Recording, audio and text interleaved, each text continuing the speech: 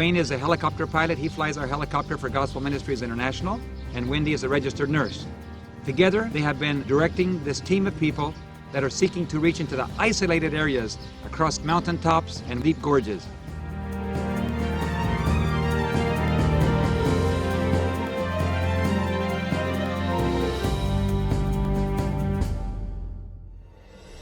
Just gotten back home and getting ready to eat lunch, and neighbors came, was banging on the outside gate. They asked me to call the police because the neighbor, the house down from us, was being robbed. So I called the police and told them there was something going on. Well, the neighbors started to arm themselves with 2x4s and various little things that were laying around there, and I walked down the street to the front of the house that was being robbed, and I saw 3 guys come out the front door kind of crouching down and run around, and they got up on the roofs and started running down the rooftops. So I ran down to the end of the street to cut them off there, and right as I rounded the corner, the first guy hit the ground, and when he came up, I saw he had a little .22 revolver in his hand, and just kind of a split second to make a decision. I was 3 or 4 strides from him, and the thought went through my head, well, it's small, hopefully it's just maybe a starter pistol or a cap gun. And the thought went through my head as well, the Lord's with me. So I just continued towards him at a run, and when I was maybe about 5 feet from him, he fired the gun at me, and the first bullet went in right here through my upper jaw there, and it didn't really feel much of anything. It just struck me that this guy just shot me, and then I grabbed him, and he fired another shot that I guess missed. As I was wrestling with him and throwing him to the ground, he got his hand twisted enough to fire another shot that went in my chest here and kind of went across.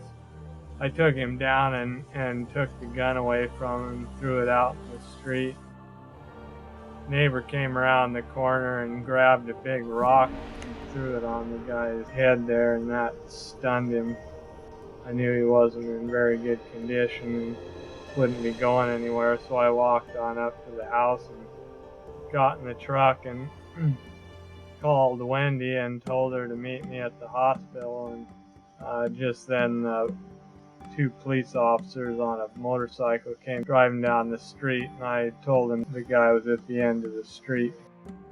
Wendy was coming down the street there, and she hopped in, and we headed over to the Adventist hospital across town, 10-15 minute drive away. Well, it was just almost 1 o'clock when we got a text from Wendy. It said, "Pray for Dwayne, he's been shot in the mouth. We're on our way to the hospital." Oh, we immediately stopped and prayed. We had visions of Wendy either taking care of an invalid the rest of her life, or her husband dying and being left to run a ministry by herself. And so, of course, we started praying, and she called a few minutes later to say that they were going to the hospital, but that he was beginning to have difficulty breathing. As soon as the x-rays were up on the board, we were all gathering around looking at them. I could see the concern on the other doctors' faces. They were frank with me, and they showed me where the bullet had gone through. I could see that they were concerned. Some of them were even tearing up. But again, I had peace, and I praised God. I really trusted them because I knew their spiritual lives were close with God, and I knew that God could use them. I decided the best thing to do was to go to work where all my friends are and where I have email and I can contact people quickly. So I immediately went back to work, sent an email to everybody in my office, and all over the office there were little prayer bands. Each department got together immediately and started praying. Within an hour, one of my workmates came and said, "It's on Facebook. They already have pictures, and here's his x-rays." As we were driving to the hospital there, I was getting a little bit irritated at the situation because I was thinking, man, I've just arranged everything for these containers to arrive tomorrow, and kind of a big process with 5 trucks and coordinating this crane to unload them all and getting them all in the right place. I was just thinking, man, this is gonna mess all that stuff up, and I'm gonna probably have to quit working at least for a week or 2 here because of this. With his mouth all, stuffed with cottons and everything, he was giving orders as they were wheeling him off to surgery.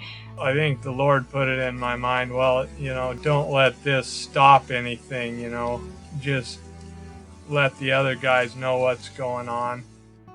Before taking me to the operating room, Wendy was telling him to hold on a little bit so I could finish giving the guys instruction on how to go forward with that whole thing. And I was really comforted that he was still thinking about the project and not even seeming to have any problems as far as pain or anything else. He was just concerned about getting his project done out of the construction. Everything worked out well. The Lord put all the right people in the right place. Through the afternoon, Wendy would call periodically to say that he had gone into surgery, that they had a good staff of doctors that were working on him, and that the hospital had rallied around to give him immediate care. And we were assured by these words, but still very fearful, very afraid. I was able to talk to the doctors, and they were explaining to me, they said, this is incredible, he's so lucky. They kept saying, he's so lucky. The bullet in the face passed close to the spinal cord, within 1 centimeter, and the bullet in the chest, they said, came within less than half a centimeter to the main heart vessel. It just scraped right along the top, and the doctors kept saying, he is just so lucky, he is really, really lucky. And I kept saying, there's no luck in this. This is a miracle. God has spared his life. We got news that he was going to be okay, he was stabilized, that he was improving, and it just seemed like it was an absolute miracle, unbelievable. When Dwayne was just finishing his surgery, the doctors were coming out to tell me what had happened, and we kind of gathered in a circle right outside the OR.